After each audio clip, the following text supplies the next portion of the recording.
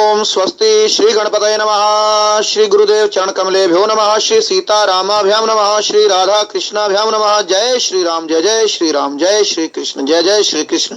श्री रामचरितमानस के अंतर्गत पंचम सोपान श्री सुंदरकांड है, जिसकी मंगलमय पावन कथा का श्रवण हम पिछले 36 दिवसों से कर रहे हैं और आज उसी कथा व्याख्यान श्रृंखला में हम 37वें दिवस में प्रवेश कर रहे हैं। और कल हमने सुंदरकांड के 52वें दोहे तक कथा श्रवण किया था और कल का अंतिम प्रसंग ये था कि विभीषण के कहने पर राम जी समुद्र से विनय प्रार्थना करने के लिए वहां पर आसन बिछाकर समुद्र देवता की विनय प्रार्थना कर रहे हैं। और उसी बीच सुग्रीव को और सुग्रीव के वानरों को पता चलता है कि उस वानर सेना में रावण के भेजे हुए दूत वानर वेश में घूम रहे हैं। उन्हें पहचान जाते हैं सुग्रीव जी और समस्त वानर, और फिर उन्हें बांधकर उन्हें चक्कर लगवाए जाते हैं। उनके नाक कान काटने का आदेश सुग्रीव जी देते हैं, लेकिन जब वो राम जी की शपथ समस्त वानरों को देते हैं तो लक्ष्मण जी को ये बात बहुत अच्छी लगती है उन राक्षस दूतों की, और वो हंसकर उन दूतों को छुड़वा देते हैं, मुक्त करवा देते हैं। लेकिन जाने से पहले उनके हाथ में एक चिट्ठी लिख कर देते हैं और बोलते हैं कि रावण को जाकर ये मेरी पत्रिका देना, मेरा संदेश देना। लक्ष्मण जी लिख कर देते हैं कि हे रावण, तू जानकी मैया को वापस लौटा दे, नहीं तो समझो तेरा काल आया है काल। इस प्रकार हमने कल ये 52वां दोहा श्रवण किया था कि सीता देहि मिले न तो आवा काल तुम्हार, कहो मुखागर मूढ़ सन मम संदेश उदार। उन दूतों के द्वारा, जब उन दूतों के माध्यम से लक्ष्मण जी ने ये पत्रिका भेजी है और दूत अब जा रहे हैं, उससे आगे का प्रसंग हम आज श्रवण करते हैं। गोस्वामी जी वर्णन करते हैं कि तुरत नाई लक्ष्मण पद माथा, चले दूत वर्णत गुण गाथा। तुरंत लक्ष्मण जी को माथा नवाकर अर्थात अपना शीश झुकाकर वो रावण के दूत चले दूत वर्णत गुण गाथा। राम जी की गुण गाथा का वर्णन करते हुए वो दूत उड़ चले। और वो जाते समय सुग्रीव को, वानर राज सुग्रीव को माथा नहीं झुका रहे, क्योंकि सुग्रीव ने तो उन्हें बंधवाया था, उन्हें चक्कर कटवाए थे और उन्हें पूरे अपनी सेना में घुमाया था, बांधकर उन्हें दंड दिया था। और सुग्रीव से वो अप्रसन्न है, लेकिन लक्ष्मण जी ने उन्हें छुड़वा दिया और उन्हें पत्रिका देकर वापिस दिया। इसलिए लक्ष्मण जी को वो माथा नवा कर जा रहे हैं। और इधर राम जी तो अपनी जो है तपस्या में, राम जी अपनी विनय प्रार्थना करने के लिए तट पर जो है आसन लगाकर बैठे हुए हैं। कहत राम जस लंका आए, रावण चरण शीस तिन नाय। और वो रावण के दूत राम जी का यश गाते हुए लंका नगरी पहुंच गए और रावण चरण शीस तिन नाय, और आकर उन्होंने अपने राजा रावण के चरणों में भी शीश झुकाया है। और बिहसी दसानन पूछी बाता, कहसी न सुख आपनी कुशलाता। और हंसकर विशेष प्रकार से, बिहसी अर्थात विशेष प्रकार से हंसते हुए उस 10 सिर वाले दशानन रावण ने उनसे बात पूछी अपने गुप्तचर राक्षसों से कि कहसी न सुख आपनी कुशलाता। उन दूतों में जो मुख्य दूत था उसका नाम था शुक। शुक और सारण ये मुख्य दूत गए थे रावण की तरफ से, और उनके साथ कुछ अन्य दूत भी थे। तो उन दूतों में मुख्य दूत से, प्रधान दूत से रावण पूछ रहा है कि कहसी न शुक आपनी कुशलता। हे शुक, तू अपनी कुशलता क्यों नहीं बता रहा? पुनि कहु खबरी विभीषण के, और फिर विभीषण की भी खबर बताओ मुझे कि उसका वहां पर कैसा क्या हालचाल है, जैसी उसकी वहां पर कैसी खातिरदारी हुई है ये भी मुझे बताओ। जाहि मृत्यु आई अति नेरी, पुनि कहु खबर विभीषण केरी। जिस विभीषण की मृत्यु समझो बहुत निकट आ चुकी है, जिस विभीषण की मृत्यु बहुत निकट आ चुकी है, उसकी क्या खबर है, उसकी भी खबर बताओ। रावण के कहने का अर्थ यह है कि लंका के साथ द्रोह करके विभीषण गया है, लंका को छोड़कर विभीषण गया है, इसलिए वो भी हमारा शत्रु हो गया है, इसलिए उसकी भी मृत्यु समझो आई, उसकी मृत्यु भी बहुत निकट है। इसलिए अपने दूतों से पूछ रहा है कि जाहि मृत्यु आई अति नेरी, जिसकी मृत्यु बहुत नेरी अर्थात निकट आ गई है, उस विभीषण की भी खबर मुझे बताओ। और करत राज लंका सठ त्यागी, हो यही जब कर कीट अभागी। करत राज लंका सठ त्यागी, यदि वो मेरी लंका में ही रहता तो यहाँ पर वो राज भोगता, राज करता, राज करत राज, यहाँ राज ही कर रहा था। मेरे राज में रहकर मेरा बहुत प्रिय भाई था वो। और लंका सठ त्यागी, और उस शठ ने, उस दुष्ट विभीषण ने लंका त्याग दी है। हो यही जब कर कीट अभागी, वो अभागा है, भाग्यहीन है। अब तो वो जव का कीट की तरह पिस जाएगा। जव कहते हैं जो को, होई हई जव कर कीट अभागी, वो अभागा, वो दुर्भाग्यशाली, वो अभागा विभीषण जो है अब जौ का कीड़ा बनेगा। अर्थात जैसे गेहूं के साथ घुन पिस जाता है, ऐसे ही वो राम जी मेरे शत्रु हैं। जब मैं उनको राम और लक्ष्मण को मारूंगा युद्ध में, समर में, ये रावण कह रहा है कि जब मैं राम और लक्ष्मण का संहार करूंगा अपने युद्ध में, तो राम और लक्ष्मण के साथ वो बेचारा भी मारा जाएगा, मेरा भाई विभीषण भी मेरे हाथों से मारा जाएगा। उसे ही कहना चाह रहा है कि वो गेहूं के साथ घुन भी पिस जाएगा, वो तो जव का कीट बन गया है। जव कहते हैं जौ को, वो जौ का कीड़ा बन गया है। जैसे जौ को पीसो तो उसके अंदर का कीट भी पिस जाता है, यही भाव है।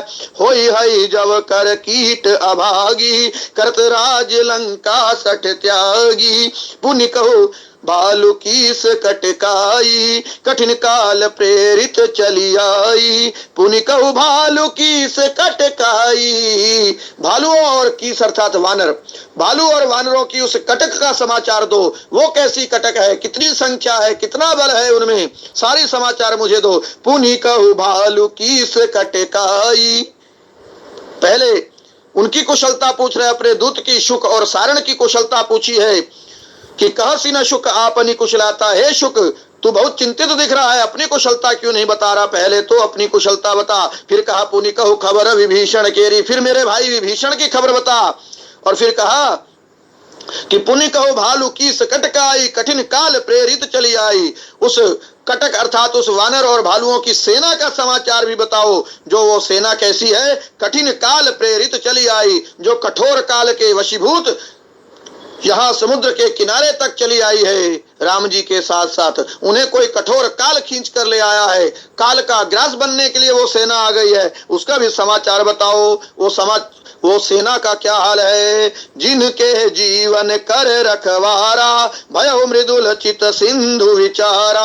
उन बानर और भालू की सेना का रक्षक कौन बना हुआ है, अभी तक वो बची कैसे है सेना। उनके जीवन का रखवारा, उनके जीवन का रक्षक तो ये सिंधु बना हुआ है, सिंधु। क्योंकि रावण और राम जी के मध्य में कोई अभी बाधा है तो वो सिंधु ही है। यदि सिंधु ना होता, या तो रावण ही पहले चढ़ाई कर देता राम जी के ऊपर, या तो राम जी की सेना अभी तक चढ़ाई कर चुकी होती। ऐसा भाव है रावण का। रावण ये कहना चाहता है कि भयहु मृदुल चित सिंधु विचारा। वो बेचारा सिंधु समुद्र जो है वो बहुत ही कोमल हृदय का है, मृदुल चित है। और वो कोमल हृदय का राम जी ने जब उससे रास्ता मांगा है तो वो रास्ता नहीं दे रहा। राम जी उसके सामने विनय प्रार्थना कर रहे हैं। वो सिंधु बेचारा बहुत ही मृदुल चित का है, बहुत ही जो है नर्म दिल का है, इसलिए वो उनका रक्षक बना हुआ है। और वानर और भालू की सेना का यदि वो रास्ता दे देता तो अभी तक वानर भालू यहाँ लंका में आते और हमारे राक्षस उन वानर भालुओं को अपना आहार बना जाते, और उनका रक्षक तो अभी तक समुद्र ही बना हुआ है। कहु तपसिन के बात बहोरी, जिनके हृदय त्रास अति मोरी। कहु तपसिन, उन तपस्वियों की बात बताओ। राम जी का नाम भी नहीं ले रहा है। रावण कह रहे क्यों दोनों तपस्वियों की बात बताओ।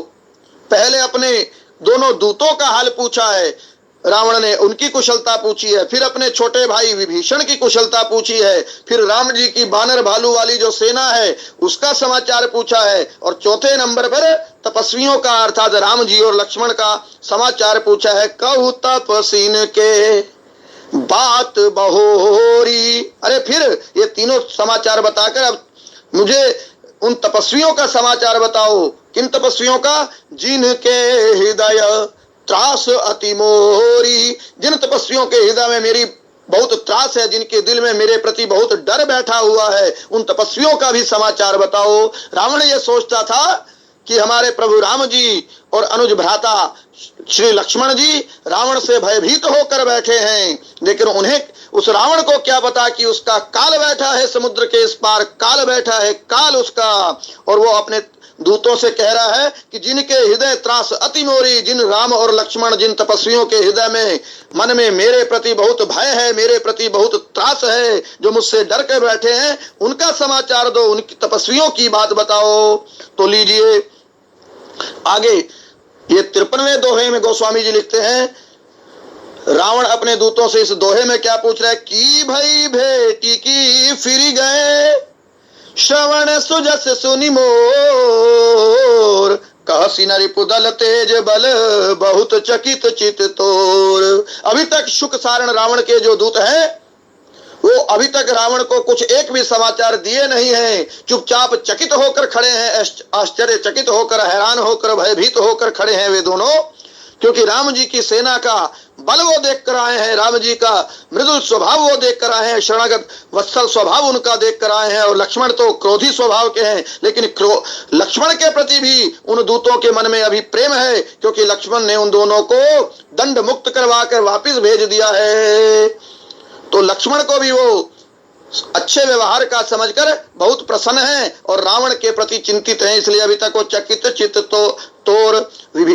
रावण अपने दूतों को कह तो रहा है, बहुत चकित चित तोर, हे शुक, हे सारण, तुम्हारा चित्त बहुत चकित लग रहा है, तुम बहुत हैरान आश्चर्यचकित लग रहे हो। तुम मुझे ये बताओ कि भाई भेटी तुम्हारी वहां राम लक्ष्मण से, उनके सैनिकों से, सुग्रीव से, हनुमान जी से भेंट हुई कि नहीं हुई?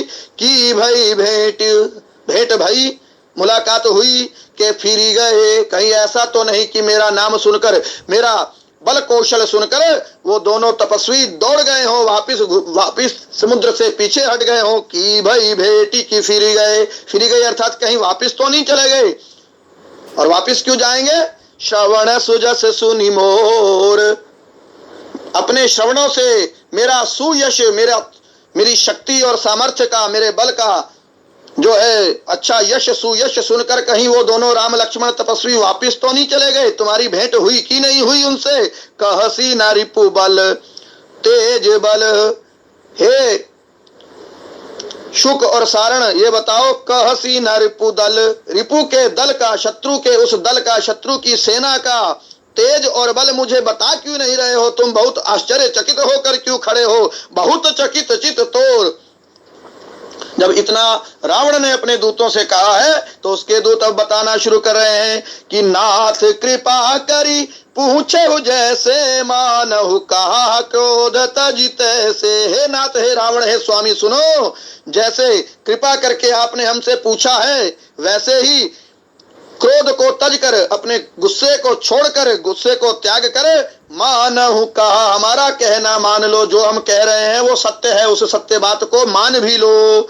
और उन दूतों ने ये क्यों कहा कि कृपा करी पूछे हु जैसे, रावण को कह रहे हैं उसके दूत की जैसे आपने कृपा पूर्वक पूछा है ना, हम पर कृपा की, जो हमसे पूछा है। कृपा क्यों की? क्योंकि वो सबसे पहले समाचार अपने भाई विभीषण का नहीं पूछ रहा है रावण, या राम जी का समाचार नहीं पूछ रहा है रावण, और या ही उनकी सेना का भी समाचार नहीं पूछ रहा, सबसे पहले तो उन दूतों का समाचार पूछ रहा है। इसलिए दूत कह रहे हैं कि कृपा करके आपने जैसे पूछा है ऐसे ही अपने क्रोध को त्याग कर हमारी बात को सुनो और मान भी लो। सबसे पहले रावण ने उनकी कुशलता पूछी थी ना, विहसी दसानन पूछी बाता, कहसी न शुक अपनी कुशलता। हे शुक, अपनी कुशलता बताओ सबसे पहले, उसके बाद विभीषण की बताओ, उसके बाद वानर सेना की बताओ, और उसके बाद चतुर्थ स्थान पर राम और लक्ष्मण अर्थात तपस्वियों का बल कौशल बताओ, मुझे उनका समाचार दो। तो सबसे पहले दूतों की कुशलता पूछी है रावण ने, बहुत निपुण है रावण। तो इसलिए दूत कह रहे हैं कि जैसे आपने हम पर कृपा की कि पहले हमारा हाल चाल पूछा है, हमें सबसे उत्तम समझा, पहले हमारा हाल पूछा है, बाद में अपने भाई का और शत्रु की सेना का और शत्रु का हाल चाल पूछा है। इसलिए जैसे आपने कृपा करके पूछा है ना, इसी प्रकार क्रोध को त्याग कर हमारी बात सुनो और मान भी लो, वो सत्य हम कह रहे हैं। कि क्या समाचार दे रहा है? तो दूत अपना हाल चाल अभी पहले नहीं बता रहे, पहले विभीषण का हाल बता रहे हैं। मिला जाई जब अनुज तुम्हारा, जात ही राम तिलक ते ही सारा। अरे विभीषण का हाल सुनिए कि मिला जाई जब अनुज तुम्हारा, तुम्हारा अनुज विभीषण जैसे जाकर राम जी से मिला तो जाते ही राम तिलक ते ही सारा, जाते ही राम जी ने सर्वप्रथम उसका जो है तिलक कर दिया है, राज तिलक कर दिया है, उसका राज्याभिषेक कर दिया है। रावण दूत हम ही सुनी काना। अब हमारा हाल सुनो, क्या हुआ वहां पर, हमारी क्या वहां पर गति हुई वो सुनो। कि रावण दूत हम ही सुनी काना। जब वानरों ने हमें सुना कि हम रावण के दूत हैं, जब उनको ये भेद पता चला कि हम कपट रूप से वानर वेश बनाए हुए हैं और हम वास्तव में रावण के दूत हैं, तो रावण दूत हम ही सुनी काना। कपिन बांध दीने दुख दानाना। और कपियों की सेना ने हमें बांध लिया और नाना प्रकार के कष्ट दिए हैं, त्रास दिए हैं, हमें टॉर्चर किया है। श्रवण नासिका काटे लागे। वो तो हमारी नाक और कान काटने लगे थे, फिर हम कैसे बचे। कि राम शपथ दीने हम त्यागे। हमने राम जी की सौगंध उन वानरों को दे दी, वो राम जी के बहुत प्रिय भक्त हैं। जैसे ही हमने राम जी की सौगंध दी, उन वानरों ने अपने राजा सुग्रीव का आदेश भी नहीं माना, क्योंकि राजा सुग्रीव ने ही तो आदेश दिया था कि अंग भंग करी पठे वहु बंदर। ये जो दूत आए हैं वानर वेश में, इनका अंग भंग करके भेजो। श्रवण नासिका काटे लागे, राम शपथ दीने हम त्यागे। और उन वानरों ने हमें छोड़ दिया। राम जी के वानरों ने अपने राजा सुग्रीव का भी कहना नहीं माना, क्योंकि राजा सुग्रीव से भी बड़े राम जी हैं। और राम जी की हमने उनको शपथ दे दी, जैसे ही कसम दी, सौगंध दी राम जी की, तो हम त्यागे, तो हमें त्याग दिया।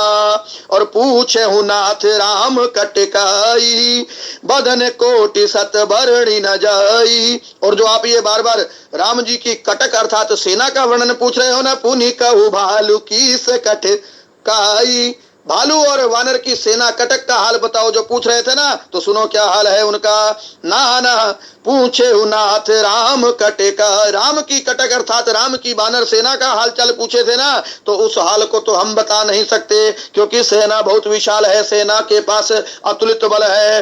वदन कोटि शत, 100 करोड़ मुखों से भी उनकी सेना का जो बल है और सेना की जो संख्या है, सेना का जो कौशल है, वो बताया नहीं जा सकता। वदने कोटि शत वर्णि न जाई।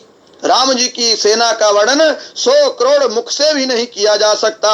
नाना वर्ण भालु कपिधारी, विकटानन विशाल भयकारी। और थोड़ा सा वर्णन वो दूत राम जी के दूत, रावण के जो दूत हैं, राम जी की सेना का वर्णन थोड़ा सा बता रहे हैं कि नाना वर्ण भालु कपिधारी। धारी कहते हैं सेना को। जो सेना है वो वानर और भालू की सेना है, और एक तरह का भालू नहीं है उसमें, और एक ही तरह के वानर नहीं है। नाना वर्ण, नाना जाति के भालू हैं, और नाना जाति के वहां पर कपि हैं। लाल मुंह वाले कपि हैं, काले मुंह वाले कपि हैं, छोटे मुंह वाले कपि हैं, लंबी पूंछ वाले कपि हैं, छोटी पूंछ वाले कपि हैं, उछलने वाले कपि हैं, कूदने वाले कपि हैं। नाना वर्ण, अलग अलग प्रदेश के कपि हैं, अलग अलग देश विदेश के कपि हैं। आज भी आधुनिक काल में हम देखते हैं बानर एक ही जाति के नहीं है, कई जाति के बानर मिलते हैं। लंगूर बानर भी हैं, काले मुंह वाले, लाल मुंह वाले, छोटी पूंछ वाले, बड़ी पूंछ वाले, लंबे पंजों वाले, छोटे पंजे वाले, गोल मुंह वाले, लंबे मुंह वाले, छोटे आकार के वानर, बड़े आकार के वानर। उसे ही रावण के दूत बता रहे हैं कि नाना वर्ण के हैं, नाना जाति के हैं भालू, और नाना जाति के वहां पर कपि हैं। नाना वर्ण भालू कपिधारी, विकटानन विशाल भयकारी। और वो विकटानन है, उनका मुख बहुत विकट है, भयानक है। विशाल भयकारी, वो विशाल आकार के हैं वानर सभी, और भयकारी, और उन्हें देखने से भय लगता है, भयंकर वो हैं। जेहि पुर दहेहु हतेहु सुत तोरा। और सैंपल के रूप में ट्रेलर दिखाने के लिए जो राम जी की सेना का एक वानर आया था ना, हनुमान जी महाराज जो आए थे आपकी लंका में, लंका दहन करके गए, समस्त वानर सेना, समस्त राक्षस सेना का संहार करके गए, अशोक वाटिका को जो उजाड़ कर गए, लंका दहन करके गए, जो तेरे पुत्र अक्षय कुमार का जो वध करके गए थे ना, वो तो एक ट्रेलर था, ट्रेलर। जेहि पुर दहेहु, जिसने तेरा पुर लंकापुर दहा था, अर्थात जलाया था, दहन किया था ना लंका को। और हतेहु सुत तोरा, और जिसने तेरे सुत को मारा था, अक्षय कुमार की जिसने हत्या की थी ना। जेहि पुर दहेहु हतेहु सुत तोरा, उसी से अंदाजा लगा ले कि सेना में उससे बड़े बड़े बानर और भी हैं। सकल कपिन महते ही बलु थोरा, समस्त कपियों में सबसे थोड़ा बल उसी वानर में था जो लंका दहन करने आया था और तेरे सुत अक्षय कुमार को मार के गया था। सभी वानरों में हमें तो ऐसा लगता है कि सभी वानरों में सबसे छोटा वही है, सबसे कम बल का वही है। सकल कपिन महा ते ही बल थोरा, जबकि हनुमान जी तो सभी वानरों में सर्वश्रेष्ठ थे, सबसे अधिक अतुलित बलशाली थे। फिर भी रावण के दूत ऐसा क्यों कह रहे हैं? क्योंकि रावण के दूतों ने वहां पर देखा था कि सभी वानर उछल कूद मचा रहे हैं, गर्जन तर्जन कर रहे हैं, किलकारी मार रहे हैं और अपना जो है उत्साह प्रदर्शन कर रहे हैं। लेकिन राम जी के सम्मुख जो कपिराज जो हनुमान जी महाराज हमारे हैं, वो राम जी के सामने एकदम शांत होके खड़े थे, हाथ जोड़कर खड़े थे। तो उन दूतों को ये लगा, रावण के दूतों को, कि इसके अंदर सबसे कम बल है और इससे अधिक बल तो इन उछल कूद करने वाले लंगूरों में, भालुओं में और वानरों में है। इसलिए वो कह रहे हैं कि जे ही पूर दहेऊ हाथे सूत तोरा सकल कपिन महा ते ही बल थोरा अमित नाम भट कठिन कराला अमित नाग बल विपुल विशाला। और राम जी की सेना का, वानर सेना का वर्णन करते हुए दूत और रावण को क्या बता रहे हैं कि अमित नाम भट कठिन कराला, कि राम जी की सेना में असंख्य नामी भट्ट है। नामी भट्ट, नामी कहते हैं प्रसिद्ध भट्ट को, अमित नाम, उनका नाम नहीं लिया जा सकता, असंख्य है। अमित अर्थात जिनकी मिति नहीं है, जिनकी गिनती नहीं है, जिनकी संख्या नहीं है, ऐसे ही नामी भट्ट मैंने पहलवान योद्धा है। कठिन कराला, कठोर वानर वहां पर हैं, कराल वानर वहां पर हैं, भट्ट है वहां पर, नामी भट्ट है, नामी भट्ट अमित नाम, अमित है अर्थात उनकी संख्या नहीं है। अमित नाग बल विपुल विशाला, नाग का एक अर्थ सांप होता है और नाग का एक अर्थ हाथी भी होता है। किसी के बल को हाथी के बल से नापा जाता है कि उसके अंदर 1000 हाथी का बल है, 2000 हाथी का बल है, 10,000 हाथी का बल है। जैसे महाभारत में हम श्रवण करते हैं कि पवन पुत्र जो भीम थे, पांडु के पुत्र जो भीम थे, पवन पुत्र भीम, उनके अंदर 10,000 हाथी का बल था। तो अमित नाग बल विपुल विशाला, रावण के दूत बता रहे हैं रावण को कि अमित नाग अर्थात असंख्य हाथियों के समान बल उन वानर सेना के वानरों में है। अमित नाग बल विपुल विशाला, वो वानर विपुल है अर्थात संख्या में बहुत अधिक है और बहुत विशाल सेना वो है। और अब 12 मुख्य जो सेनापति है ना, सेनापति, उनका नाम बता रहे हैं। द्विविधमयंदम नील नल अंगद गद विकटासी दधिमुख केहरी निसठ सठ जामवंत बलरासी, जामवंत बलरासी। वो दूत अपनी बुद्धि के अनुसार बता रहे हैं और इन 12 सेनापतियों में वो हनुमान जी का नाम लिए ही नहीं, क्योंकि हनुमान जी के लिए तो पहले कह चुके हैं कि सकल कपिन महा ते ही बल थोरा, उन कपियों में सबसे थोड़ा बल तो उस वानर में है जो वानर यहाँ लंका दहन करने आया था। तो 12 ही लोगों का नाम, सेनापतियों का, मुख्य सेनापतियों का नाम वो दूत रावण को बता रहे हैं। इसके अंदर हनुमान जी का नाम ही नहीं लिए, पहले किसका नाम लिए? बोले कि द्विविध नाम का वहां पर एक सेनापति बानर है, फिर कहा मयंद नाम का बानर है सेनापति दूसरा, और तीसरा कहा नील है, चौथा कहा नल है, पांचवा कहा अंगद है, छठा कहा गद है और सातवां कहा विकटासी है। विकटासी, विकटासी कहते हैं जिसका मुख बहुत विकट हो उसे कहते हैं विकटासी। एक बानर का नाम विकटासी था। विकटासी जो सेनापति था राम जी की सेना में सुग्रीव के समान। किस द्विविधम यंदम नील नल अंगद गद विकटासी, ये 7 वानरों का नाम लिया है सेनापतियों का और आगे 5 का और नाम बता रहे हैं। दधिमुख केहरी निसठ सठ जामवंत बलरासी, दधिमुख नाम का सेनापति है। केहरी अर्थात केसरी को ही केहरी बोलते हैं। केसरी वानर था ना, केसरी वानर, केसरी और केहरी दोनों का अर्थ सिंह होता है। हनुमान जी के पिताजी का ये नाम है केहरी, ये भी सेनापति थे और क्योंकि ये सिंह के समान गर्जना करते थे इसलिए इनका नाम केहरी केहरी का अर्थ सिंह है और केसरी का भी अर्थ सिंह होता है। और वो सिंह के समान गर्जना हनुमान जी के पिताजी करते थे। केसरी नाम के बानर वो भी सेनापति हैं। दधिमुख केहरी निसठ, निसठ नाम का एक सेनापति है और एक सठ नाम का सेनापति है और एक जामवंत जी हैं, वो भी सेनापति हैं। ये 12 सेनापतियों का नाम बताया कि ये 12 तो मुख्य मुख्य सेनापति हैं। ये सभी बल के राशि अर्थात बलवान बहुत हैं। एक अपि सब सुग्रीव समाना, इन सम कोटिन गनहि को नाना। ये सब कपि जो 12 बताए हैं ना, ये तो सुग्रीव के समान समझिए छोटे राजा ही है, वानरों के राजा ही ये हैं। एक अपि सब सुग्रीव समाना, इन सम कोटिन गनहि को नाना। और इन जैसे करोड़ों हैं और सेनापति उनकी गिनती ही नहीं की जा सकती। राम कृपा अतुलित बल तिनहि, तृण समान त्रय लोक ही गनहि। राम जी की कृपा से इन सब में अतुलित बल है वानरों में, और ये सब तीनों लोकों को तृण के समान तिनके के समान समझते हैं। अस में सुना श्रवण 10 कंधर, पद्म 18 यूथप बंदर। मैंने गिने तो नहीं, ये शुक जो रावण का दूत है ना, दूत ये आकर गुप्तचर बता रहा है कि मैंने गिना तो नहीं, लेकिन मैंने अपने कानों से सुना है। हे 10 कंधर रावण सुनो, मैंने अपने कानों से वहां पर सुना है कि अस में सुना श्रवण 10 कंधर की पद्म 18 यूथप बंदर।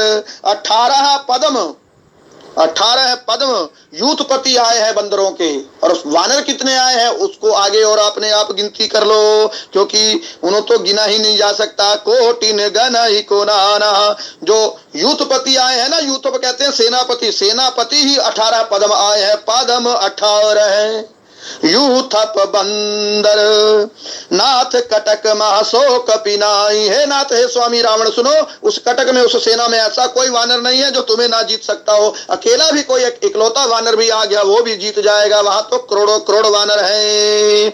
जो न तुम ही जीते रण माही, नाथ कटक महासो कपिनाही। परम क्रोध मी जही सब हाथा। वो बहुत क्रोधी वानर वहां पर हो चुके हैं, क्रोधी वानर, क्रोधी नहीं कहा, परम क्रोध, बहुत अधिक परम क्रोध में वो वानर हैं। और गुस्से के अंदर आके मीज ही सब हाथा, और अपने हाथों को मसल रहे हैं। और क्या कह रहे हैं कि आय सुपय न दे ही रघुनाथा। और वो तेरे से युद्ध करना चाहते हैं समस्त वानर, हे रावण। और राम जी उन्हें अभी तक आज्ञा नहीं दिए। तो रावण सोचा कि वो कैसे युद्ध करना चाहते हैं, समुद्र कैसे पार करेंगे। तो इसका भी हाल शुक सारण नाम के दूत बता रहे हैं कि सोशहि सिंधु सहित झष ब्याला, पूरहिनत भर कुधर विशाला। कि वानर ऐसी बात कर रहे थे राम जी की सेना में कि सोशहि सिंधु, कि वो वानर सहित झष ब्याला, झष कहते हैं मछली को, ब्याल कहते हैं सर्प को, कि समुद्र में जो सर्प हैं और जो मछलियां हैं, मगरमच्छ हैं, वानर ऐसा कह रहे थे कि हम इस समुद्र को सुखा देंगे, सोख देंगे। झष और ब्याल के सहित मछलियों, मगरमच्छों और सांपों सहित हम इस समुद्र को सुखा देंगे, ऐसा वानर कह रहे थे। और पूरा ही नति भर कुधर विशाला, कुधर कहते हैं पर्वत को, कि नहीं तो हम पर्वत और पत्थर उठा उठा के लाएंगे, विशाल विशाल पर्वत पत्थर उठा के लाएंगे और इस समुद्र को पाट देंगे, अर्थात इसमें पत्थर इतने भर देंगे कि ये पूरा ही नत, नहीं तो इसे पूरा कर देंगे, इसे पूर देंगे, भर देंगे खाई को। और मरद गरद मिल वही 10 सीसा, मरद गरद मिल वही 10 सीसा, ऐसे ही वचन कहा ही सब कीसा। सभी कीस, सभी वानर ऐसा वचन कह रहे थे कि हम रावण को 10 शीश को मसल मसल कर, मर्द मर्द कर इस गर्द में, अर्थात इस रेणु में, इस धूल में मिला देंगे। मर्द गरद मिल वही 10 सीसा। ये रावण के दूत हैं जो राम जी की सेना का इतना सटीक चित्रण कर रहे हैं, क्योंकि वो देख कर आए हैं, रावण जो राम जी की सेना का वृत्तांत देख कर आए हैं, आंखों देखा हाल वर्णन कर रहे हैं कि मरद गरद मिलवाही 10 सीसा। वो वानर तो ये कह रहे थे कि ऐसा ही वचन कहा ही सब कीसा। खाली एक आध सेनापति ही नहीं कह रहा, ये खाली अंगद जी या हनुमान जी ही ऐसा नहीं कह रहे, या सुग्रीव जी, सभी वानर ऐसा कह रहे हैं कि मरद गरद मिलवाही 10 सीसा। हम इस समुद्र को मछलियों सहित, व्यालों सहित सुखा देंगे, नहीं तो समुद्र पार नहीं कर पाए तो इसके अंदर पत्थर भर भर के इसको पूरा रोड बना देंगे, सड़क बना देंगे, और वहां जाकर रावण को मिट्टी में मिला देंगे। मर्द गरद मिल वहीं दस, उसको मसल कर तो मिट्टी में मिला देंगे। गर जही तर जही सहज असंका, वो स्वाभाविक रूप से सहज रूप से ही निशंक सभी वानर है, उन्हें कोई डर नहीं है, निडर है वो। और गर जही तर, गर्जना कर रहे हैं, बहुत तेज तर्जना कर रहे हैं, डांट रहे हैं। मानव ग्रसन चाहत ही लंका, मानो वो लंका को खा जाना चाहते हैं, ग्रास लगा देना चाहते हैं। मानव वो निगल जाना चाहते हैं मानो लंका को, ऐसा लग रहा है। सहज सूर कपि भालु सब पुनि सिरे परे प्रभु राम, रावण काल कोटि कहूँ जीत सकहि संग्राम, जीत सकहि संग्राम। ये 55 नंबर का दोहा गोस्वामी जी लिखे हैं कि सहज सूर कपि भालु सब, कपि और भालू, सभी भालू और सभी कपि जो सैनिक हैं वहां पर राम जी की सेना में, वो सहज सूर है, अर्थात स्वाभाविक रूप से ही शूरवीर हैं। और पुनि सिर पर प्रभु राम, और फिर उनके सिर पर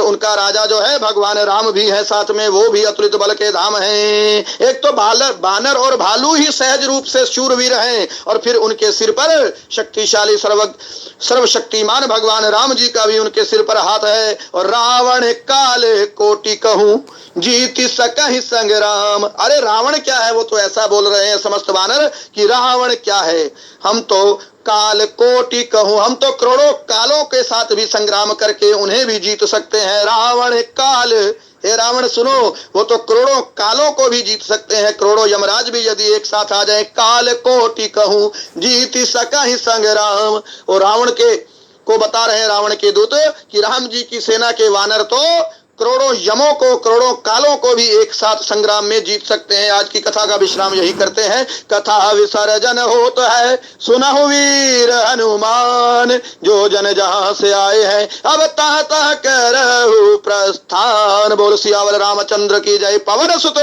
हनुमान की जय। जय श्री राम, जय जय श्री राम।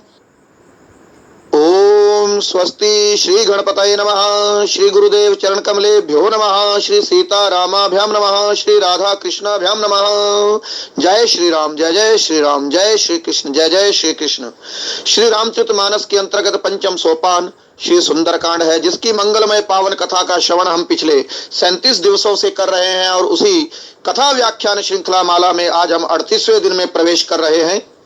और कल की कथा श्रवण में हमने ये प्रसंग श्रवण किया था कि रावण के दूत समुद्र के उस पार विभीषण के पीछे जाते हैं, और जब वे वापस आते हैं तो विभीषण उनसे 4 लोग का हाल पूछता है। एक तो पहले उनकी अपने दूतों की कुशलता पूछता है, तो वो बता देते हैं कि हमें तो वहां पर पकड़ लिया गया था, बांध दिया गया था, फिर लक्ष्मण के कहने पर हमें वापस भेज दिया है, क्योंकि हमने वहां के वानरों को राम जी की सौगंध दे दी थी। और फिर रावण जो है दूसरे नंबर पर विभीषण का हाल पूछता है, तो विभीषण के बारे में वो दूत बता देते हैं कि विभीषण को तो वहां पर राज्याभिषेक कर दिया गया है, भगवान राम द्वारा उसका राज तिलक कर दिया गया है, उसे लंकेश्वर घोषित कर दिया गया है। और फिर रावण जो है तीसरे नंबर पर राम जी की वानर सेना का हाल चाल पूछता है, तो वानर सेना का भी हाल बता देते हैं कि वो करोड़ों करोड़ों वानर है, अतुलित बल के धाम वहां पर समस्त वानर हैं, और वानर सेना का भी समस्त हाल बता देते हैं वे दूत। और वे फिर कह तपस्विन के बात भोरी, उन तपस्वियों की बात बताओ।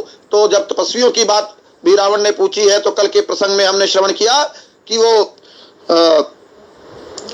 कि लक्ष्मण का तो हाल बता दिया कि लक्ष्मण के कहने पर हमें वापस छोड़ दिया गया, लेकिन राम जी का बल पौरुष और राम जी के स्वभाव का भी वर्णन नहीं किया था। तो आज के प्रसंग में हम श्रवण कर रहे हैं 55 संख्या के दोहे के उपरांत का प्रसंग है कि राम तेज बल बुद्धि विपुलाई, शेष सहस सत सकहि न गाई, सक सर एक सोषि सत सागर, तव भ्रात ही पूछे उनय नागर। राम तेज बल, भगवान राम का तेज बल और बुद्धि विपुल है, अर्थात बहुत अधिक राम जी में तेज है, बल है, बुद्धि है, वो विपुलता है, अर्थात अधिकता है उनमें बल की, बुद्धि की और तेज की। और इतनी है कि शेष सहस सत सकहि न गाई, कि हजारों मुख से, लाखों मुख से भी शेषनाग जी भी उनकी, शेषनाग के 1000 मुख है ना, शेषनाग सहस्त्र मुख होता है, उसको सहस्रानन कहते हैं। तो हजारों मुख वाला शेषनाग भी अपने हजारों मुखों से राम जी के बल, तेज और बुद्धि की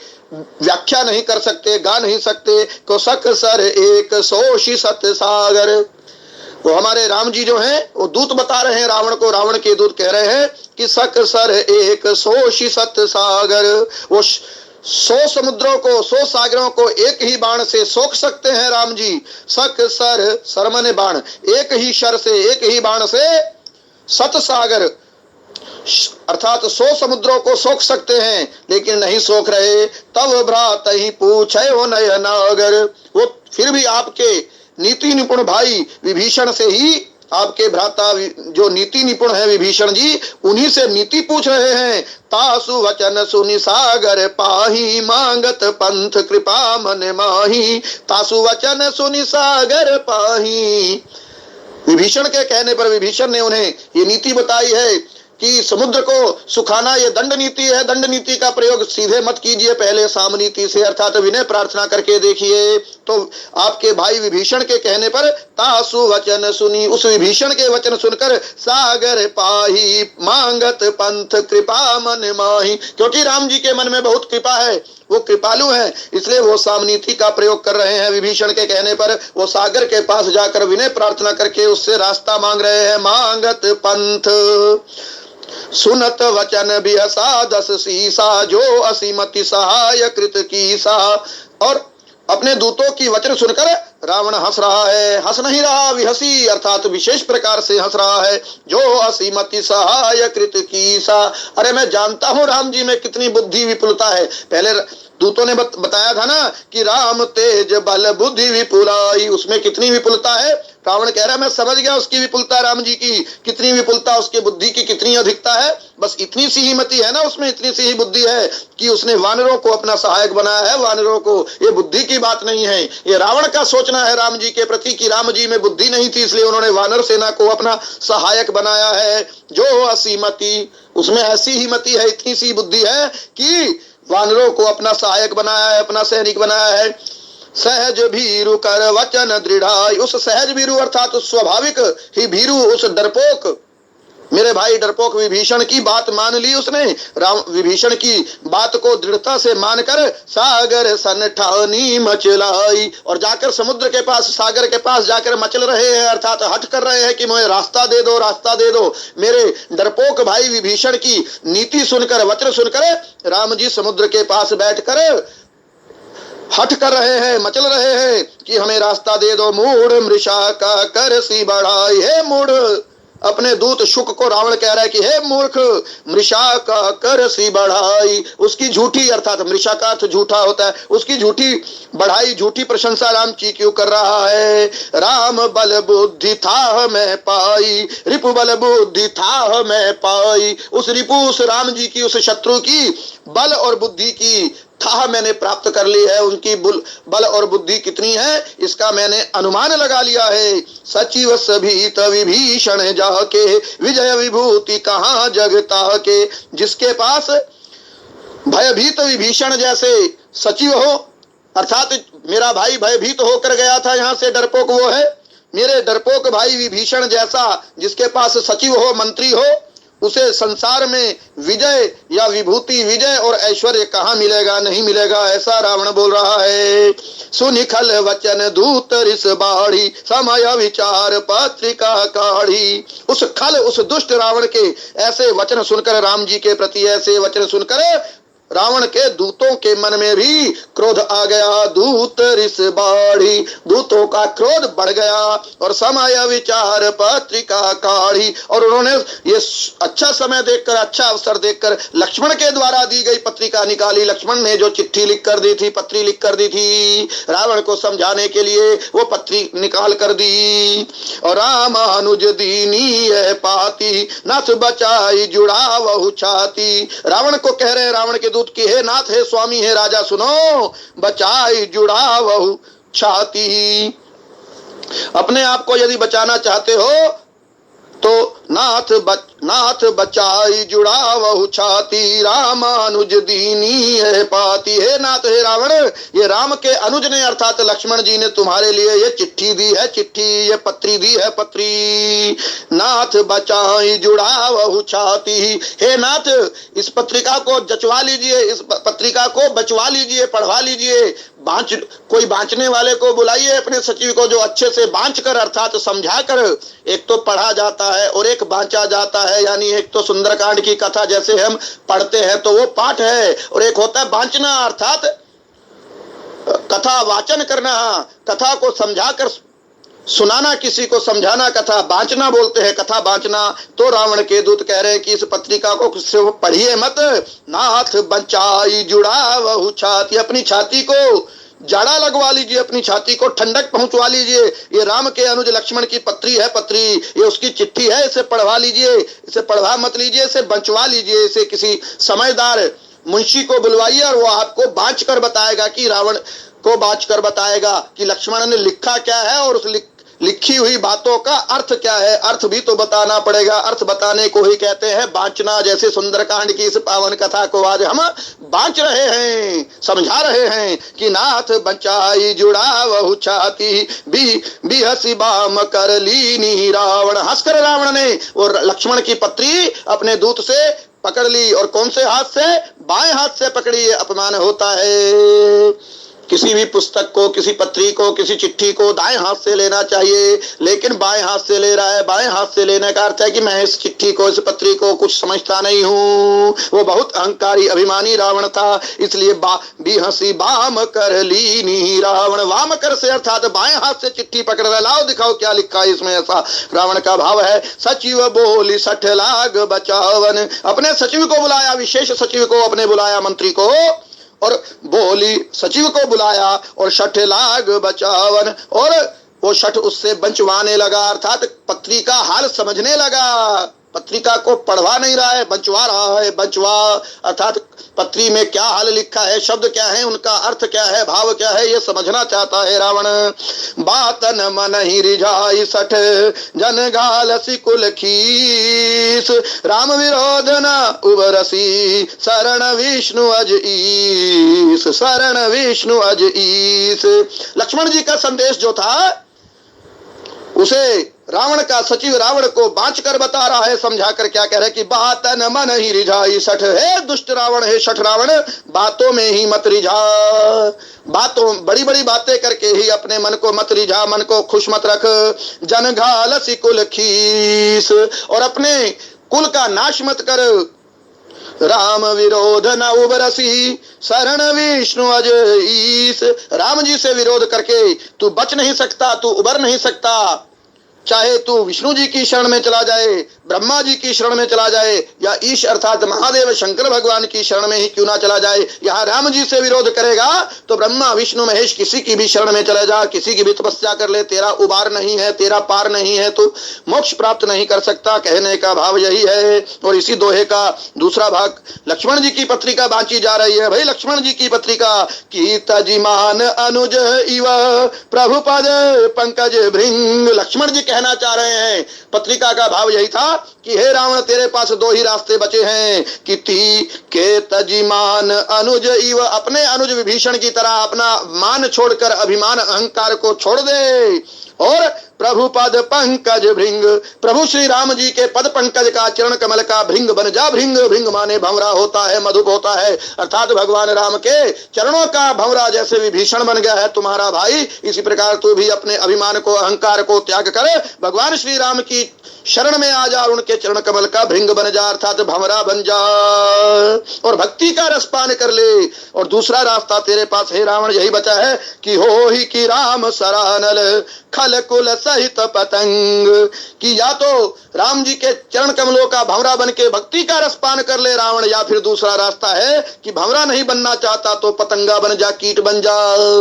जैसे पतंगा अग्नि की लो में, दीपक की लो में जाके नष्ट हो जाता है, और उसके पीछे दूसरा कीट, तीसरा कीट, पूरा कीट पतंग जो का जो परिवार है, वंश है, वो आकर उस अग्नि की लो में, दीपक की लो में जल जाता है। तो राम जी का जो शर है, बाण है, राम बाण जो है वो अनल के समान, अग्नि के समान है। हो ही कि राम शरानल, राम जी के शर रूपी अनल में, अग्नि रूपी बाण में, हे दुष्ट तू अपने कुल सहित पतंगा बन जा।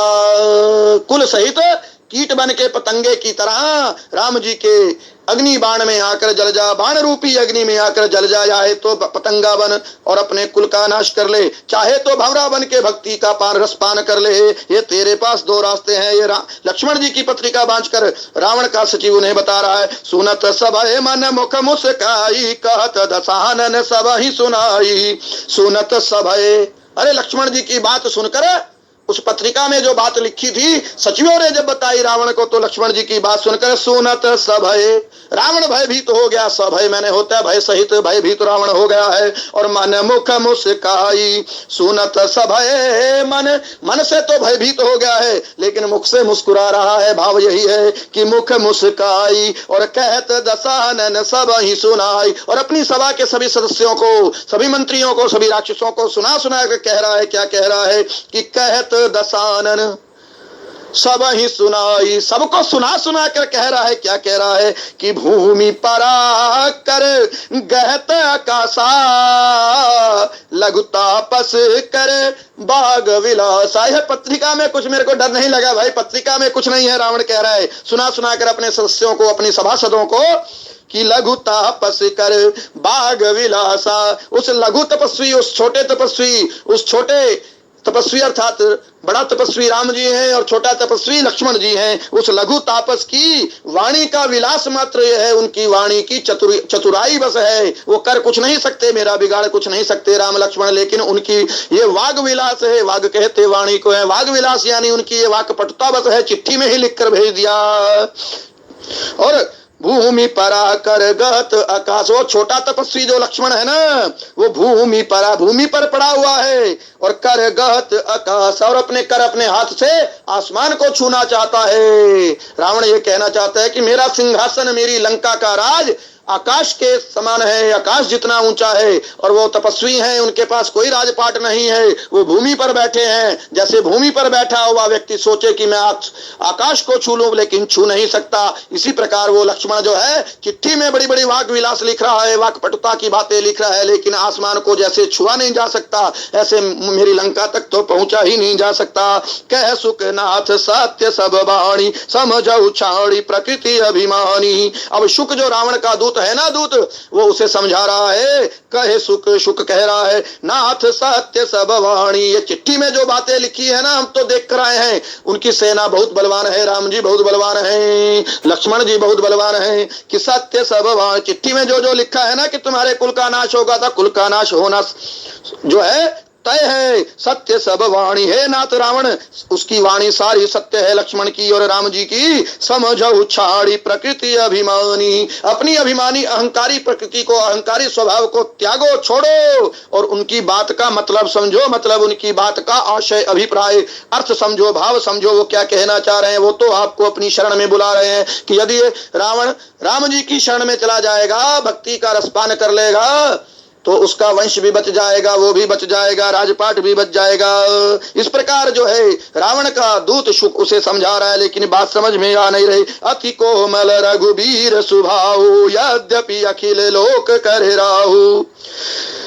अति कोमल, राम जी का स्वभाव अति कोमल है, बहुत कोमल स्वभाव के हमारे राम जी हैं। यद्यपि अखिल लोक करे राहु, बेशक वो समस्त लोकों के राजा हैं। वो खाली राम, पहले भी विभीषण ने भी राम जी को, विभीषण ने भी रावण को यह समझाया था। राम जी की शरण में जाने से पहले रावण के दरबार में विभीषण ने भी उनको समझाया था क्या कि राम नाथ राम नहीं नर भूपाला, भुवनेश्वर कालहु कर काला।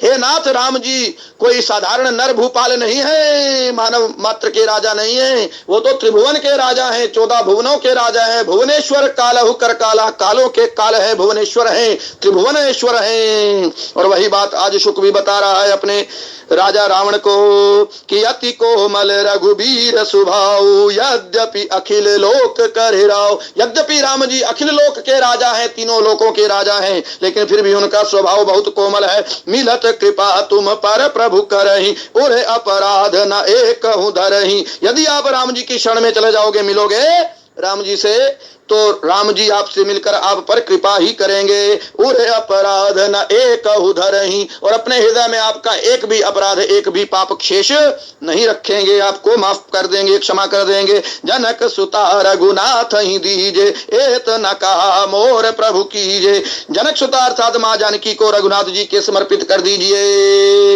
एत न कहा मोर प्रभु कीजे, दूत कह रहे रावण से कि मेरे कहने से ही सही, इतना तो कर दीजिए। जब ते ही कहा देन वही दे, जैसे ही उस दूत ने जानकी मैया को, सीता मैया को वापस देने की बात की, तो चरण प्रहार कीन सठते, उस दुष्ट रावण ने अपने दूत शुक के ऊपर चरण प्रहार किया, लात मार के उसे भगा दिया, जैसे विभीषण को भगा दिया था। नाई चरण सिर चला सोता, और वो अपने राजा रावण को फिर अंतिम बार शीश झुकाया। चरण नाई चरण, चरणों में झुका, और सिर और अपना शीश चरणों में झुकाकर चला सोता, कृपा सिंधु रघुनायक जहाँ, वो चला गया वहां पर जहां पर रघुनायक राम जी कृपा के निधान बैठे हुए हैं समुद्र के उस पार। दूत वापिस आ गया, क्योंकि पहले जब दूत गया था तो राम जी से भेंट हुई नहीं थी। राम जी अपनी तपस्या में, अपने विनय प्रार्थना में मौन व्रत धारण करके समुद्र से विनय प्रार्थना कर रहे थे 3 दिन के लिए, और यहाँ उसने सारा हाल चाल देखा और वापिस आकर रावण को बताया। रावण ने लात मार दी शुक को, अपने दूत को, तो रावण का दूत राम जी की शरण में फिर जा रहा है। कृपा सिंधु रघुनायक जहाँ, नाई चरण सिर चला सोता, और वहां जाकर क्या करता है दूत कि करि प्रणाम निज कथा सुनाई, राम कृपा आपनी गति पाई।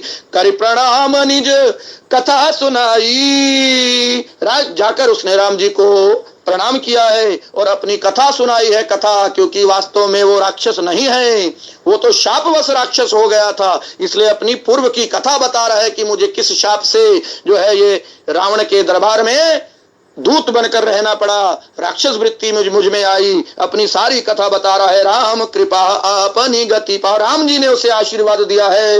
बोल नहीं रहे हैं राम जी, क्योंकि मौन व्रत धारण किए अभी 3 दिन हुए नहीं है, समुद्र की विनय प्रार्थना कर रहे हैं। बस राम जी ने अपना वरद हस्त उसके शीश पर रखा है, शुक नामक उस राक्षस दूत के सिर पर रखा है। राम कृपा आपनी गति पाई, अपनी सदगति प्राप्त कर ली उस दूत ने।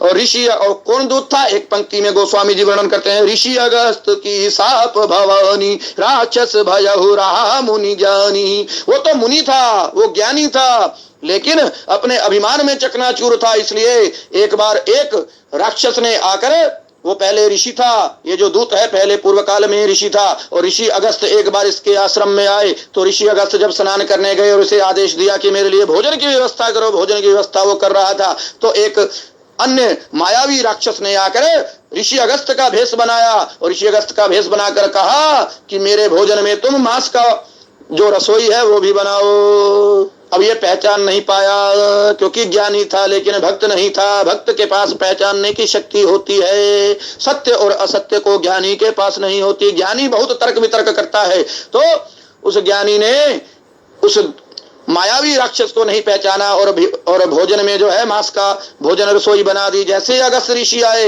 देखा भोजन में तो मांस बना है, तो उन्होंने अगस्त ऋषि जी ने श्राप दे दिया इस ज्ञानी ऋषि को, और ये ज्ञानी ऋषि राक्षस बन गया। राक्षस भयहु, राक्षस बन गया था। रहा मुनि ज्ञानी, था तो मुनि ज्ञानी लेकिन राक्षस बन गया। और ये किस लिए बन गया, क्योंकि ऋषि अगस्त की साप भव, शंकर भगवान वर्णन कर रहे भवानी मैया से, पार्वती मैया से, कि ऋषि अगस्त की साप भवानी है। भवानी ये ऋषि अगस्त की शाप के वशीभूत राक्षस बना था, लेकिन अब राम जी की कृपा इस पर हो गई, राम जी का वरद हस्त से मिल गया, तो इसने आपनी गति पाई। बंदी राम पद बारहि बारा, बार बार राम जी के चरणों में शीश नवा रहा है। बंदी राम पद बारहि बारा, मुनि निज आश्रम कहूँ पगुधारा। वो अब पुनः मुनि बन गया, ऋषि बन गया, और अपने आश्रम में चला गया। विनय न मानत जलधि जड़, गए 3 दिन बीत, बोले राम सकोप तब, भय बिन होई न प्रीत। विनय प्रार्थना करते हुए मौन व्रत धारण करके राम जी बैठे थे, समुद्र से रास्ता मांग रहे, तो 3 दिन गए बीत। विनय न मानत जलधि जड़, ये जलधि जो समुद्र है जड़ है, जड़ एकदम जड़ बुद्धि है, ये विनय को मान नहीं रहा, राम जी के विनय प्रार्थना को नहीं मान रहा। गए 3 दिन बीत, 3 दिन किसी भी तीर्थ पर, समुद्र पर किसी समुद्र के किनारे, किसी नदी के किनारे, सरोवर के किनारे 3 दिन का 3 रात्रि का जो है तप किया जाता है, उसका बहुत फल मिलता है। इसीलिए राम जी समुद्र के किनारे 3 दिन का है जो व्रत कर रहे हैं, मौन व्रत कर रहे हैं, बिना प्रार्थना कर रहे हैं। और 3 दिन बीत गए, समुद्र बात मान नहीं रहा। विनय न मानत जलधि जड़ गए 3 दिन बीत। जैसे ही 3 दिन बीत गए तो राम जी ने देखा ये तो जड़ बुद्धि समुद्र है, इसे मेरी विनय प्रार्थना समझ नहीं आ रही। तो बोले राम सकोप तब भय बिनु होय न प्रीत। बोले राम जी को भी थोड़ा कोप आ गया है, क्रोध आ गया है। बोले राम सकोप तब, जब आप जप करो उसका कुछ फल ना मिले, तप करो उसका कुछ फल ना मिले। और कहीं बीज, किसी भूमि में कोई किसान यदि बीज डालता है और बीज यदि फलीभूत ना हो, और तो किसान की सारी जो श्रम है, सारा परिश्रम, सारी मेहनत निष्फल हो जाए, फल उग ही नहीं रहा, फसल हो ही नहीं रही, बीज निष्फल हो गया, क्योंकि भूमि बंजर है। जब भूमि जड़ है, बंजर है, उसमें बीज नहीं फलेगा, तो किसान को अपने परिश्रम को निष्फल होते हुए देखकर क्रोध आना स्वाभाविक है। राम जी भी तपस्या का, मौन व्रत का, विनय प्रार्थना का बीज डाल रहे हैं जड़ बुद्धि समुद्र के अंदर, लेकिन वो विनय प्रार्थना का बीज फलीभूत हुआ नहीं है। तो बोले राम सकोप तब, राम जी क्रोध पूर्वक बोल रहे हैं कि भय बिनु होय न प्रीत। जिसके मन में हमारा कुछ थोड़ा सा भी भय नहीं है तो फिर उसको हमसे प्रीत भी नहीं हो सकती, अर्थात वो हमारी प्रीत को भी नहीं समझेगा, प्रेम को भी नहीं समझेगा। लक्ष्मण बाण शरासन आनु सोषहु वारिधि विसिक किसानु। लक्ष्मण से कह रहे हैं राम जी कि हे लक्ष्मण, मेरा बाण लाओ और मेरा धनुष लाओ। सोषहु वारिधि, इस वारिधि को, इस समुद्र को मैं सोषहु अर्थात सोख दूंगा, सुखा दूंगा। विसिक किसानु, अपनी अग्नि बाण से, किसानु मैंने अग्नि, विशिक मैंने विशेष प्रकार का बाण, अपने विशिक बाण से, अपने विशेष अग्नि बाण से इस समुद्र को अभी सुखाऊंगा। अभी मेरा बाण लाओ, मेरा धनुष लाओ। धनुष के लिए गोस्वामी तुलसीदास जी शब्द लिख रहे हैं कि लक्ष्मण बाण शरासन आनु। बाण के साथ क्या मंगवा रहे हैं? शरासन। जैसे राम जी आसन लगाकर कुशा के आसन पर बैठकर विनय प्रार्थना कर रहे थे ना, और समुद्र को बात समझ नहीं आ रही थी विनय प्रार्थना की। अब राम जी कह रहे हैं अब मेरा बाण समझाएगा इसे, मेरा अग्नि बाण इसे समझाएगा, और मेरे बाण को आसन पर बैठाने के लिए उसका आसन लाओ। लक्ष्मण बाण लाओ और शर आसन लाओ। शर मैंने बाण, शर आसन मैंने शर का आसन लाओ। शर का आसन क्या होता है? शर किस पर बैठता है? शर का आसन धनुष होता है। राम जी कह रहे हैं धनुष मत लाओ, मेरे बाणों के लिए आसन लाओ। आसन, मेरे बाण अब जो है इस आसन पर बैठेंगे और अब बाणों के प्रताप से समुद्र को सुखाऊंगा। 60 सन विनय। अब ज्ञान की बात राम जी कह रहे हैं, देखिए 7 चीजें कह रहे हैं कि 60 सन विनय, कुटिल सन प्रीति, सहज कृपन सन सुंदर नीति, ममता रत सन ज्ञान कहानी, अति लोभी सन विरति बखानी, क्रोध ही सम का महिहर कथा, ऊसर बीज भय फल यथा। 7 चीजें ध्यान से सुनिए क्या कह रहे हैं। 7 प्रकार के लोग जो हैं उनके दिल की भूमि बंजर होती है, उसके अंदर विनय, प्रीति, सुनीति, ज्ञान कहानी, वैराग्य कहानी, समता, शांति और हरि कथा का बीज उत्पन्न ही नहीं होता। 60 सन विनय, कोई व्यक्ति दुष्ट है, शठ है, उसके सामने हाथ जोड़कर विनय प्रार्थना करोगे तो बात उसे समझ में नहीं आएगी। 60 सन विनय व्यर्थ है। कुटिल सन प्रीति, और कुटिल कहते हैं कपटी को, कोई कपटी मिल गया उससे प्रीति प्रेम मत करो, क्योंकि आपके प्रीति प्रेम को वो समझेगा नहीं, व्यर्थ जाएगी आपकी प्रीति। सहज कृपन सन सुंदर नीति, आपके पास सुंदर नीति का, सुनीति का अच्छा ज्ञान है तो उस सुंदर नीति को किसी कंजूस के सामने, कृपण कहते कंजूस को, सहज कृपण के सामने, स्वाभाविक कंजूस के सामने अपना नीति ज्ञान मत दो, उसे समझ में नहीं आएगा, आपका ज्ञान जाएगा व्यर्थ। ममता रत सन ज्ञान कहानी, कोई व्यक्ति ममता में डूबा है, मोह में डूबा है, तो ममता में डूबे हुए व्यक्ति के सामने ज्ञान की कथा, उपदेश कथा कहना व्यर्थ है। जैसे उदाहरण के लिए समझिए कि कोई माँ है जिसका बच्चा राम जी को प्रिय हो गया है, अर्थात उसका देहांत हो गया, वो मोह में डूबकर, ममता में डूबकर बच्चे के लिए रो रही है कोई माँ, और अब जाकर वहां पर गीता का उपदेश, ज्ञान कहानी कहने लगो तो क्या बात समझ में उसे आएगी? बिल्कुल नहीं आएगी। एक माँ रो रही है ममता में डूबकर, बच्चा नहीं रहा उसका, तो उसे जाकर यदि ज्ञान कहानी सुनाओगे कि नैनम छिन्दन्ति शस्त्राणि नैनम दहति पावका न चैनम क्लेदन्ति आपो शोषयति मारुतः जातस्य हि ध्रुवं मृत्यु ध्रुवं जन्म मृतस्य च, कि आत्मा अजरम है, आत्मा नहीं मरी है, शरीर मरा है। इस प्रकार ज्ञान कहानी यदि किसी ममता में डूबी हुई माँ को सुनाओगे तो उसे वो बात समझ में आएगी नहीं। आपका ज्ञान कथा, आपका गीता ज्ञान व्यर्थ हो जाएगा। अति लोभी सन विरति बखानी, कोई व्यक्ति बहुत लोभी है, उसके सामने वैराग्य का वर्णन यदि आप करोगे, बखान करोगे, तो आपका ज्ञान वैराग्य ज्ञान व्यर्थ जाएगा। उसे बात समझ, क्योंकि वो तो लोभी है, लोभी लालची है, लालची।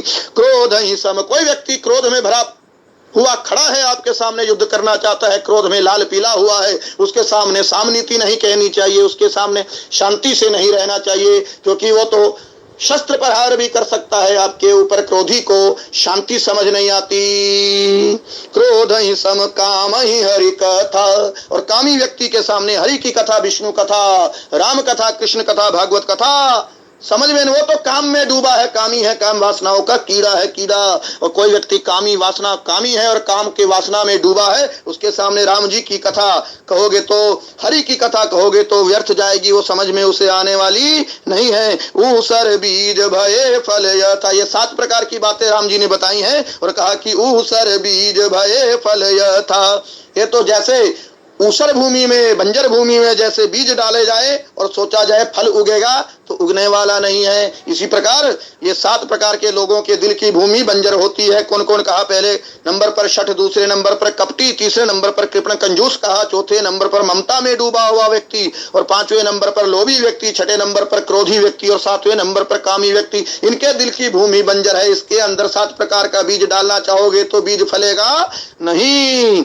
कौन से 7 प्रकार के बीज बताए? पहला बीज कहा विनय, दूसरा बीज कहा प्रीति का, तीसरा बीज कहा सुंदर नीति का, चौथा बीज कहा ज्ञान की कथा का, और 5वां बीज कहा वैराग्य और विरति कहा, 7वां बीज शांति का, समता का कहा, और 7वां बीज हरि कथा का कहा। ये हरि कथा का बीज कामी के मन में फलता नहीं है। और समुद्र के जो है संदर्भ में भगवान राम ये बातें कह रहे हैं। और समुद्र में ये 7 अवगुण विराजमान है। समुद्र शठ भी है, जड़ है, रास्ता नहीं दे रहा, विनय को मन नहीं मान रहा।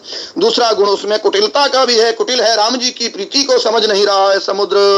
और कृपण है समुद्र, कंजूस भी है, क्योंकि समुद्र में रतन तो बहुत है परंतु देता वो किसी को नहीं है। ममता रत, समुद्र ममता में डूबा है, क्योंकि जल में उसका बहुत ममत्व है और इसलिए उसका जल खारा है।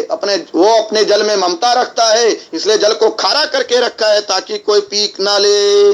अति लोभी, समुद्र अति लोभी का भी अवगुण है समुद्र में, कि समुद्र के पास जल का भंडार है लेकिन वो लोभी है, इसलिए जल से विरक्त नहीं होना चाहता। सूख कर समुद्र अपना रास्ता, समुद्र राम जी को रास्ता नहीं देना चाहता। यदि समुद्र अपने जल को सुखाएगा तभी तो रास्ता देगा, और जल को सुखा नहीं रहा क्योंकि जल के प्रति उसके मन में लोभ है, लोभ। और क्रोधी भी समुद्र है। देखते हैं समुद्र में ज्वार भाटा आता है पूर्णिमा की रात को, एक बार ऊपर होता है जल, एक बार नीचे आता है। बहुत क्रोध में समुद्र आ जाता है, उसे ही ज्वार भाटा कहते हैं। समुद्र में क्रोध का गुण भी है और कामी भी समुद्र है। क्यों है? क्योंकि वो नदीपति है। समुद्र का एक नाम नदीपति, नदपति भी है।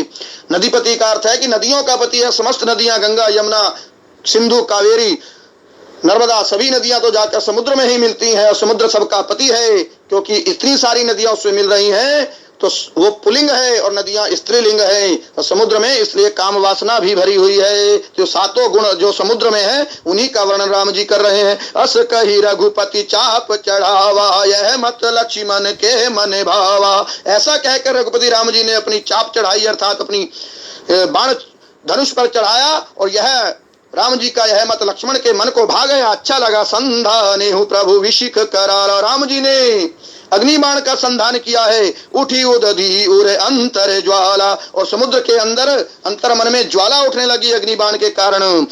अभी बाण चलाया नहीं है, संधान बस किया है, और समुद्र के मन में अंतर ज्वाला उठने लगी। मकर उरग झश गने अकुलाने, मगरमच्छ, समुद्र के भीतर के मगरमच्छ, सांप, मछलियां सब व्याकुल होने लगे। जरत जंतु जल निधि जब जाने, और जब जल निधि समुद्र ने अपने अंदर के समस्त जंतुओं को, जीवों को जलते हुए देखा, अग्निबाण की ताप से, अग्निबाण की उष्णता से जलते हुए जब समुद्र ने देखा, तो कनक थार भरी मणि गणनाना, विप्र रूप आयहु तजिमाना। तो समुद्र जो है वो कनक का थाल भर के मणिगणों से भरकर ब्राह्मण वेश में राम जी के सम्मुख प्रस्तुत हो गया है। अपने मान को अभिमान को छोड़कर काटहि पे कदरी फरई कोटि यतन को सींच विनय न मान खगेश सुनो डाटहि पे नवनीज। राम जी कह रहे हैं कि काटहि पे कदरी फरई। केले के फल का एक नियम होता है, एक उसका जो है सूत्र है कि केले के फल को जैसे काटोगे, काटने के बाद ही वो फलता है। एक बार फल दे देगा, दूसरी बार फल नहीं देता है, दूसरी बार उसको एक बार काटना पड़ेगा। पूरा जड़ से नहीं काटना, तने से काटना है। काटने के बाद उसमें रस उत्पन्न होता है और उस रस से फिर उसमें फल फूल लगते हैं। काटहि पे कदरी फरई कोटि यतन को सींच। कोई करोड़ों यत्न करके भी केले के फल को सींचता रहे लेकिन काटे नहीं। अगर नहीं काटेगा तो फल भी नहीं होगा। विनय न मान खगेश सुनो डाटहि पे नवनीज। यही कथा कागभूषुंडी जी महाराज खगेश अर्थात पक्षीराज गरुड़ को भी सुना रहे हैं और वो कह रहे हैं इस प्रसंग में कि विनय न मान खगेश सुनो। हे पक्षीराज खगेश सुनो कि डांटहि पे नवन। जो नीच व्यक्ति होता है वो डांटने पर, फटकारने पर, ताड़ना करने पर ही फली फूल होता है, समझता है बात को, और विनय प्रार्थना को वो समझता नहीं। विनय न मान खगेश सुनो डांटहि पे नवनीच। खल व्यक्ति, नीच व्यक्ति विनय की बात को समझता नहीं, डांटने पर ही बात समझता है। आज की कथा को विश्राम यहीं देते हैं। कथा विसर्जन होत है सुनहु वीर हनुमान। जो जन जहां से आए हैं तह तह करऊ प्रस्थान। बोल सियावर रामचंद्र की जय, पवन सुत हनुमान की जय। जय श्री राम, जय जय श्री राम।